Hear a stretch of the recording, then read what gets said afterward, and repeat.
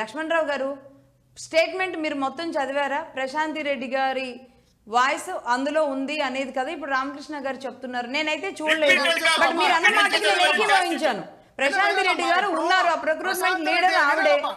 అమ్మా ఒక దోషిగా వినాలమ్మా, తప్పు చేసినోడు దొంగతనం చేసినోడు ఎవరైనా సరే నేను చేశానని ఒప్పుకుంటాడా? ఒప్పుకుంటాడా? అంటే స్టేట్మెంట్ మార్చరు. ఇప్పుడు జడ్జి దగ్గరికి వెళ్ళి అంటే అంటే అంటే అంటే కల్తీ జరిగిన మాట వాస్తవం అని మీరు ఒప్పుకుంటున్నారా? ఇప్పుడు వినండమ్మా నేను అదే చెప్తున్నా. ఈ రోజున చంద్రబాబు నాయుడు గారు, పవన్ కళ్యాణ్ గారు, నారా లోకేష్ గారు చేసే ఫేక్ ప్రాపగాండని వాళ్ళు ఒప్పుకోవట్లేదు కదా. ఇప్పుడు మీరు ప్రశాంతి రెడ్డి గారిని అంటున్నారు, ప్రశాంతి రెడ్డి గారిని అంటున్నారు, అంటే ధర్మారెడ్డి గారికి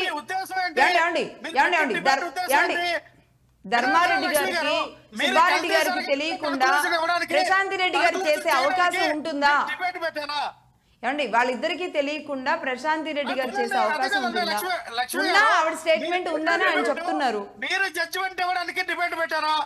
నేను జడ్జిమెంట్ ఇవ్వట్లేదండి, నేను అసలు జడ్జిమెంటే ఇవ్వలేదు.